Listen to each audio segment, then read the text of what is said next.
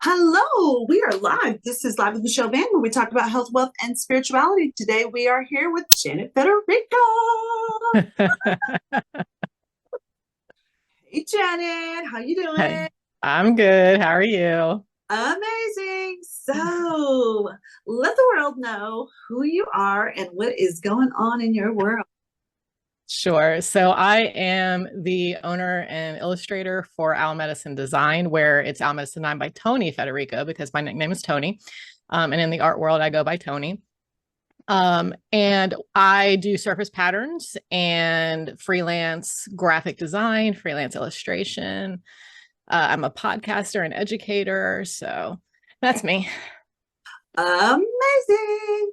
So tell us a little bit, when you say all those things, people go, well, what is a surface illustrator? Like, what does that mean? So that floral shirt that you bought at Nordstrom Rack, that floral design was created by an illustrator or an artist, and it was made to repeat seamlessly. So that is a seamless repeat pattern. And so I design those types of patterns, and also to like the tote bags you get at TJ Maxx. They've got, an illustration on it that says Happy Holidays. That's a surface design. So anything any surface that has a thing on it is a surface design. And so So kind of like your background. absolutely, yes. So as you think about that, let's kind of talk about how did like, have you always been this artist? Have you always been this person that just loved art and was just like, oh my gosh, when I grow up, this is what I'm going to do? No. So I am a second generation immigrant child. So from an Italian American family, art and artistic endeavors of any kind were not encouraged in my household. We needed real jobs with benefits. My dad was a factory worker. Come on now. so so even though I was a creative child, it was not encouraged. And my first act of creativity that was intentional was actually writing. I wrote children's stories for my daughter. That led to a career in writing. And I did publish 8 novels. They were romance novels, but I have 8 novels out in the world before I decided that wasn't really what I wanted to do either. And along the way, I acquired a diagnosis of PTSD, complex post-traumatic stress disorder, of a rather severe variety. And I was struggling with mindfulness, as many of us do. I was trying to meditate and I was trying to do all the things they tell you to manage your symptoms, but I'm unable to sit even in my own home with my eyes closed. So meditation was out, but I was struggling to find something that worked. And I was about to say McDonald's, to Michael's one day. I must be hungry. And saw an end cap for Zentangles. And so Zentangle is a meditative art practice. It's just lines, squiggles, and circles. And, as I'm reading these things, it promises meditative like benefits without having to meditate. So I spent, like $100 buying all the things as we do at Michael's. And it took a little while before I got up the courage, because I thought you had to be trained in art, that you had to be an artist. But I finally did it. And for the first moment, honestly, in my life, I was able to focus and concentrate. And so that became my meditation. And as that grew, I became more confident in my ability to create art, and started to learn how to draw. So, and then from there, Owl Medicine was born. So how, okay, so let's go with the Al medicine part and then we'll come back to the art part, the art piece. So how do you why did you choose the name Al medicine? Okay, so there's a lot of tangents in that I story. know, So like, so I chose the name Owl Medicine because, and I'm going to get to owls, I promise, but it started with crows. So when I was homeless after I escaped a violent relationship. And so I was living in my car. I was sleeping in a car in Round Rock, Texas, I'm in the parking lot of Walmart in Round Rock, Texas. And every night when I would sleep, by the morning, my car was covered in blackbirds that I thought were crows. So I thought it was a murder of crows. It was very Alfred Hitchcock like, but I found them very comforting, because they were like nature's alarm clock. So they woke me up in the morning. They let me know it's time to go and all that stuff. And so fast forward, I'm living with what I thought were crows. It turns out they were grackles, but I thought they were crows. For the whole time that I'm homeless. Fast forward, I meet the man who becomes my husband, Alvin. So this is about 5 months I was homeless, and I met Alvin a month after that, once I got off the street. And I'm telling him about this fascination that I have with crows. And somehow he internalizes this as owls, which to this day, he swears I told him owls. I'm pretty confident I told him crows, but he starts buying me a bunch of owl stuff. I let this go on for about 2 weeks. And I'm like, I told you crows. And he's like, no, you told me owls. And he did propose to me 3 weeks after meeting me. So that's why this story goes very fast. So the next week, we're on a walking trail in Texas that we used to walk. It's late at night. It's about 11 o'clock at night. And he gets down on one knee. He proposes to me. And as soon as I say yes, all the owls on the trail start to hoot. And I was like, okay, there's a message in this. I guess it's owls. So, and again, fast forward now, I've moved to Wichita. I'm running a nonprofit called Thrive ICT, which we supported long-term survivors of violence. And I'm having a meeting with a woman who is a therapist, and I'm talking to her about running a group for men. But she's also a practitioner of Native American spirituality. And so I'm somehow, and I don't remember how, we get on to, and I'm telling her this story. And she says to me, well, of course, owl wasn't going to let crow have you. You have owl medicine. And I was just kind of like, I don't even know what that means, but okay. So I go home and I look it up though. And, there's lots of different versions depending on which tribe you're looking at for what it means to have owl medicine. But the one that I found that resonated with me, it says that owls are the enemy of fear and they see what others do not. And so because in the early days of my art practice, I was really about kind of like vocalizing what other people weren't saying. The business was born with a line of trauma healing cards. Mm-hmm. So my cards were like, I'm sorry that happened to you, and healing trauma is hard, and like, don't get down, I'm so proud of you, you're doing hard work, like that kind of thing, like the things you don't see in Hallmark. So I was saying the things that other people weren't saying. So I called my business Owl Medicine. Amazing. We're talking to Janet Federico, and we will be right back. We're talking to Janet Federico. We are here, and we were talking about owl medicine and how you got to really talking and discovered that maybe the owl was closer to your real who you are versus the crow. No harbingers of death. Exactly. So as we think about that, as we think about the medicine that comes, the healing that comes as we write, you talked about the fact that you had gone through trauma, that there was some PTSD, that there were some real traumatic sorts of situations. How have you seen art transform your life? I'll use the term creativity because it started with writing and it led into art. And I do believe that I am sane today because of creativity.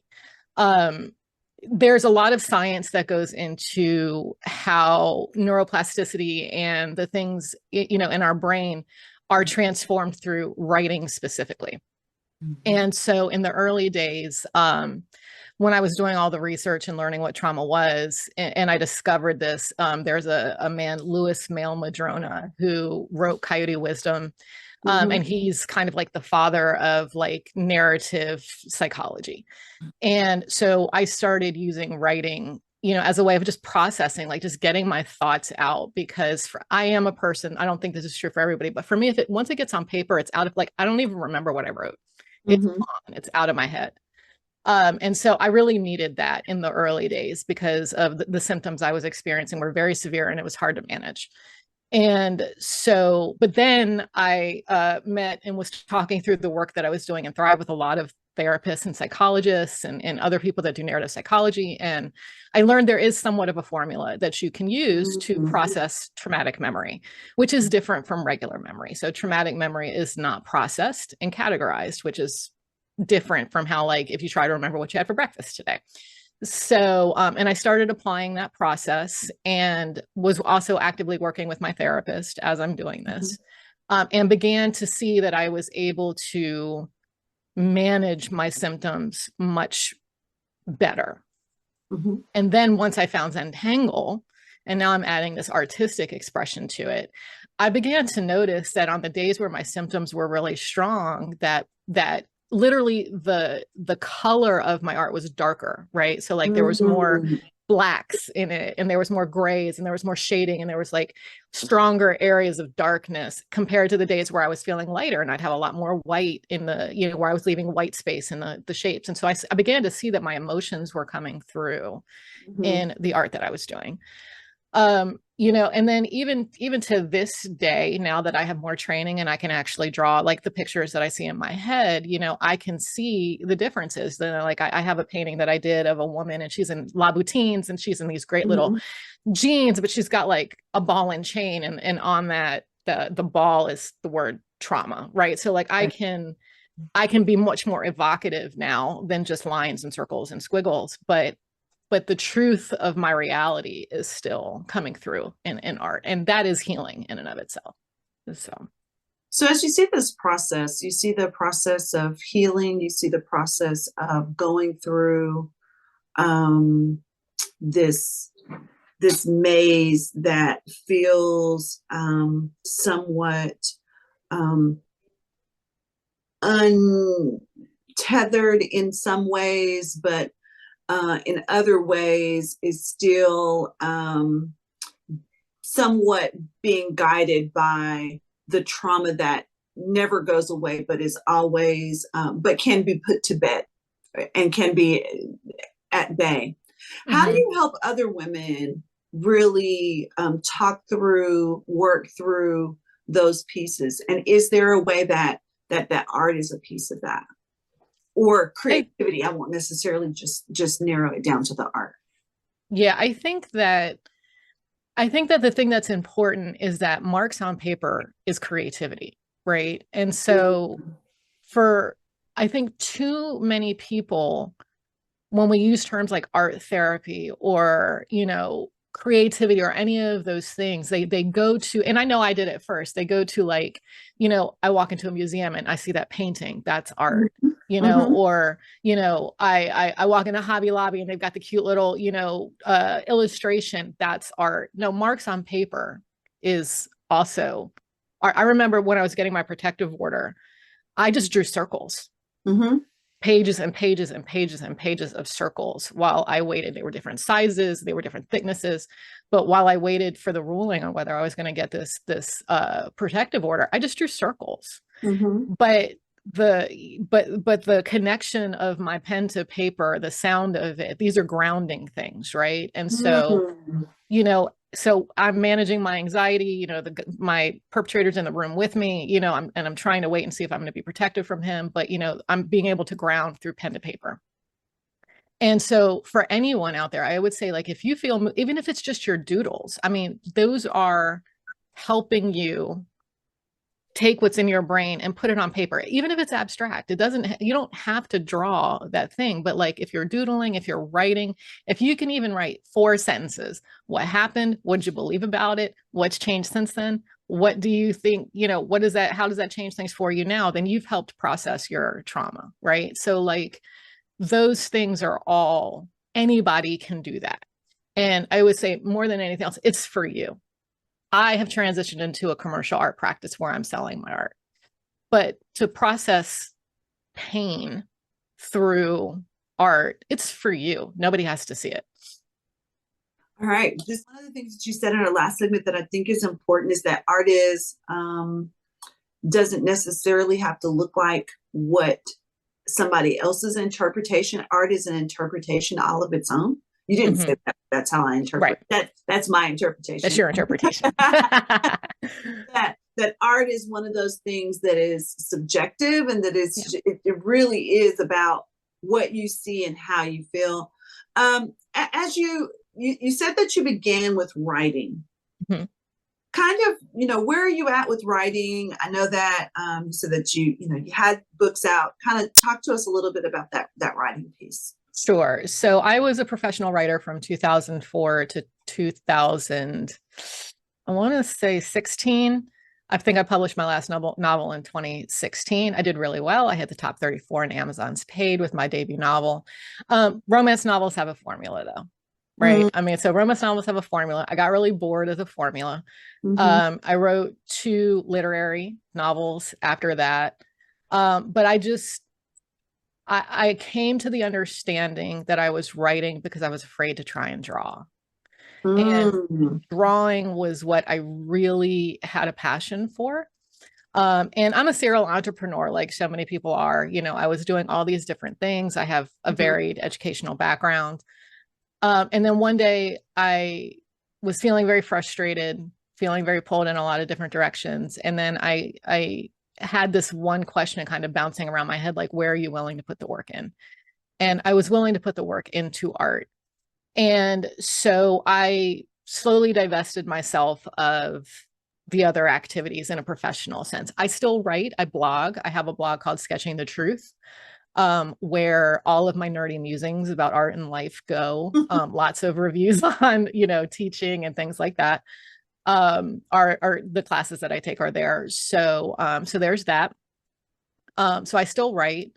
But I've had a freelance graphic design practice since 96. Mm-hmm. And so I still take clients, I'm very selective about the clients that I take. Um, and so that's something that I'm always ongoing with. But with art, what I found is that it was the area of my life that I didn't give up. If I got frustrated, I always had to go back to it. Like, I haven't written fiction since I graduated with my MFA, truthfully. I haven't written it. So 3 years now. Mm-hmm. Haven't written a word, haven't missed it. I go 2 days without drawing. I'm like, where's the sketch pad? Like, this is not happening, And so it was really just about overcoming fear. Again, creative endeavors were not encouraged in my household. So any drawings I did as a child, they weren't hung on walls. They weren't, these were just, they were things, that just weren't encouraged. And so I grew up in a tech focused high school, and everything was tech. And it took a long time. It literally took trauma for me to find art and then find the courage to pursue it. So as you think about that, as you think about the eye that you have for art, is that how you also have the art for jewelry? Um, Or are those on different spectrums? I don't know. Maybe they're somewhat the same. So I came to jewelry in a weird roundabout way. I was working as a secretary, and I walked into a library and I found a book called The History of Sotheby's, which is an auction house. Mm-hmm. And by the time I had finished reading that book, I had decided I was going to run Sotheby's one day, which led to me. I had dropped out of college, so I went back to college because you had to have all this education to do these things, which is how I got my diamond education. And I think that my love of jewelry coincides with my love of fashion, which coincides Mm-hmm. with my love of personal expression, which coincides with art. So I think it's all kind of interwoven Yeah, together. Yeah. yeah. So that whole idea that, when creativity and, whether it's music, whether it's art, whether it's fashion, all of those things are part of culture. When we start to Yeah. really look at the basis of what culture is, it's all of those things. It's the music, it's the food, it's the Hmm. you know, and I, speaking of culture, just thinking of, of how all of those things work. Um, if people follow you on Facebook or Instagram, they will notice that you do cook, but which is always a real fun thing. We're almost done with the section, but we'll talk about that when we come back. But we'll kind of go into and talk a little bit about how all of those creative sort of things come together in a way that may, as we're looking at our children, as we're looking at those people that we love and that we're in proximity with, how do we help to cultivate those creative juices? And we're going to talk about that when we come back. We are talking to Janet Federico, and we kind of ended by just talking about creativity and how all of those things work together. So, like you said, that you had not really drawn prior to. If people watch your Instagram, Facebook, they'll see that you have created and began to do this amazing cooking sort of thing, which was also probably a place of fear as well. Mm-hmm. Absolutely. Talk about how you got started with that, because I think it's again, moving into those spaces of fear and those spaces of how do I press in. I think as we talk to women, a lot of times it's not that they can't, it's that they're that abyss of I don't know Mm-hmm. keeps them from moving. Sure. Sure. So this also goes back to childhood. So I was the kid that, parked in front of the TV on Saturday and got through, like Justice League and the Smurfs and all of that. But then the cooking shows hit, Yeah. right? And so Martin Yan and, Yan Can Cook and Mhm. Justin Wilson and, all of them. And so like I never left that spot in front of the TV on the Saturdays where the cooking shows were happening. And, as I got older, I would ask my mom to let me to try and cook. And she always said no, except I could bake. So I was allowed to like bake cookies and things like that. And but I was always trying to do like, the gourmet stuff that, like like the rolled, cakes and things like that. I was never very good at it. And so fast forward, I meet the man that I'm going to spend 22 years with, who, uh, as part of the toxicity of that relationship, also convinced me I had no talent for cooking. And by the time I ended that relationship, I was not cooking and I was drinking meal replacement shakes twice a day. And we were eating fast food for the other meal. I escaped. I'm living in my car, so I'm like dollar menu at McDonald's, like all day, every day.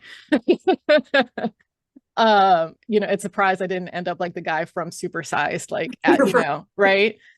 So, but so then I meet the man who's going to be my husband, but I'm also, living now in a home with two other women.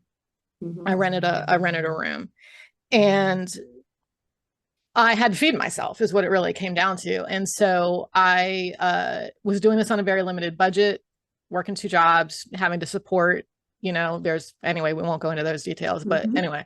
And I started very slowly just kind of like looking for recipes that I could cook in bulk so I could just cook them, and like eat them throughout the week. And that's how I did until I moved up here to Wichita and I was diagnosed with Hashimoto's disease. And when I married Alvin, I had told him, you'll be the cook in the family. I don't cook. Like that was just, you're going to be the cook. Deal with it. And he did. He cooks wonderfully. He's a wonderful cook. But then I was diagnosed with Hashimoto's disease and I was unable to regulate it. So I ended up hiring a nutritionist here in town and working with her. And we went through all of the where you take everything out of your diet and then you slowly start adding back in. It ends up being basically the autoimmune product protocol that I end up, following. And very quickly realized that being gluten-free and dairy-free and also grain-free in 2017 was not an easy thing to do. Right. And I'm also Italian and I like my food. So I like to eat. And I'm also a person that once I have a challenge, I'm not going to tell my husband, who's at that point doing all the cooking, you have to change everything you know about cooking. Right. In order to accommodate me. So I began to do some research and looking into how to be gluten-free. My front doorbell just rang for some reason, but Alvin will take care of that. How to be gluten-free, how to be dairy-free. I'm looking at the things I like to eat. How can I adapt them? And slowly, and also because my husband is appreciating the food that I'm cooking at the same time, rediscovering this love of cooking that I had. And his appreciation, my love of it, realizing it as a creative endeavor in and of itself, led me to understand that one of my love languages is food. And so, I spent years training myself how to cook again, learning how to adapt and understand the science of gluten-free cooking. I spent 3 years mastering bread. We all appreciate um, that. and from that, now I have a near, like, my kitchen's kitted out. It's near gourmet. I cook all the time. I love to do it. I'm constantly pushing the envelope of what I'm trying, and it's a glorious thing. So, Tell me, you wrote in Being with Child Women. mm-hmm. Tell us what your title was. Bruce Lee in the Aftermath. So why Bruce Lee? So everybody knows Bruce Lee, kung fu martial artist. Yeah. I had actually never seen a Bruce Lee movie. I've only ever seen one Bruce Lee movie. I saw Enter the Dragon when I was 18 years old. He is not that for me. I discovered Bruce Lee through the writings of another philosopher named Jiddu Krishnamurti. And as I was, looking up a book about him, there was this notation that said Bruce Lee was a student of Jiddu Krishnamurti. And so then that took me down, the clicks of the rabbit hole of Google. And I started reading Bruce Lee's writing, The Way of the Warrior, Artist of Life, and was absolutely blown away at his philosophy of how to approach life, and life as this art, right? Like literally, he's like, you are an artist of life. And along the way, I discovered a quote by him that's very famous that says, research your own experience, absorb what's useful, discard what's useless, and add what's uniquely your own. Yeah. And when I was confronted with being on my own for the first time after being in a toxic relationship for 22 years, I was confronted with the fact that I had no clue who I was. And add into that, and this was not about an identity lost. This was about an identity never developed, because the environment that I lived in growing up, I was given a role, and that role was to be what everybody else wanted me to be. Yeah. And so I never had an identity. I was that classic chameleon. If I was with the goth kids, I knew all the goth music. If I was with, the jocks, I knew how to talk sports. Like I knew, like I was whoever I needed to be to fit in, to be safe in whatever environment that I was in. And then I was what he made me for 22 years. And so I was confronted with this reality that I really had no clue who I was, but I had been reading Bruce Lee for the last 10 years of that relationship. And I remembered that quote and that talk that he gave. And again, I went to science technology schools. I was very intimately acquainted with the scientific method, and decided that since I had no clue who I was going to start performing the experiment to see who I was, and I was going to let Bruce Lee's teachings guide me. And so when I wrote that story, I entitled it Bruce Lee in the Aftermath, because it was Bruce Lee's teachings that guided me to be the woman that I am now. Freaking amazing. So when we think about art, when we think about life, when we think about how sometimes we are afraid, we're afraid to pursue, we're afraid to push forward, we're afraid to really activate. But when we're afraid, if we will just know that a mark on a piece of paper, a circle on a piece of paper, a brand new scarf, a pot of soup that I've never done before is all a piece of art. And all of those pieces of art have a way and an ability to heal us. Whether I play an instrument, whether I sing a song, whether I write a poem, all of those things are art. And art has a way of healing, of delivering, and of bringing us to a new place. And so thank you, Janet, for sharing with us today about your journey of art, your journey of healing, your journey of discovering who you are, and rediscovering who you are, because you always knew who you were. Other people just made you believe that wasn't true, but rediscovering who you are and developing it to go into the next level. And so we thank you. We appreciate you. We appreciate you being one of the women of distinction from Wichita that has shared with the world your work, your life, and your art. So thank you. Thank you. Thank you for having me. Absolutely. This is Live with Michelle Vanna. We talk about health, wealth, and spirituality, and we love you no matter what. And there's nothing you can do about it. Have a good day.